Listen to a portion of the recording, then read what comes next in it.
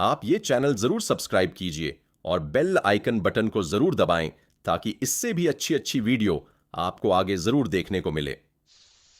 दीपू चंद्र दास, जो आग में जलकर दुनिया के सामने एक सवाल बन गया।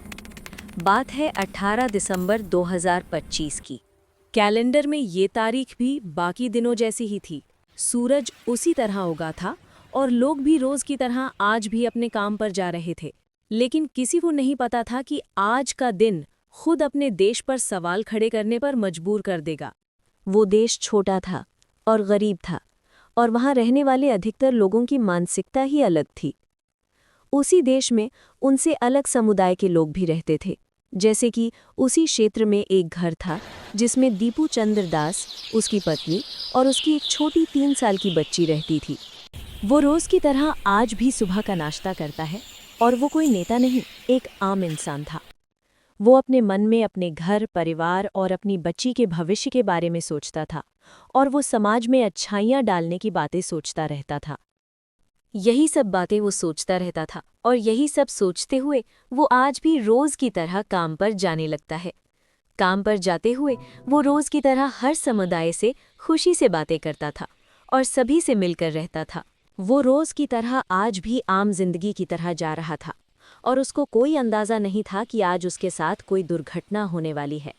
वो आम इंसान की तरह अपने कपड़े की फैक्ट्री में जाता है और सभी से हालचाल लेने के बाद अपने मशीन के पास आकर काम करना शुरू कर देता है।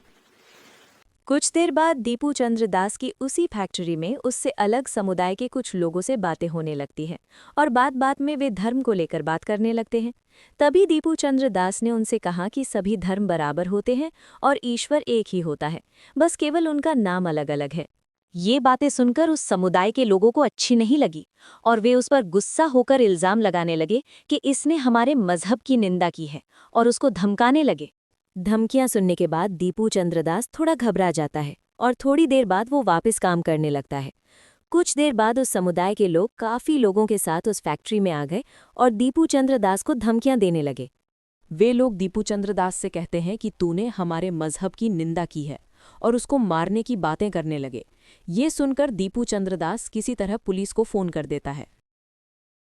कुछ देर बाद वे दीपू चंद्र दास के कॉलर को पकड़ लेते हैं और ज़बरदस्ती पकड़कर बाहर ले जाते हैं और सभी से कहने लगते हैं कि इसने हमारे मजहब की निंदा की है। थोड़ी ही देर में वहाँ भीड़ देखकर पुलिस वहाँ आ जाती है, लेकिन पुलिस भी वहाँ कुछ नहीं करती और उसको अकेला छोड़ देती है। वे लोग दीपू चंद्र दास को बुरी तरह पकड़कर मारते हुए अपने इलाके में ले जाते हैं और वहाँ वे सभी मिलकर उसे बहुत मारते हैं। वे सभी मिलकर लगातार उसे बुरी तरह मारते हैं और गालियाँ वगैरह देते हैं और नारे भी लगाते हैं। वे सभी उसको मार मार कर उसको नग्न कर देते हैं।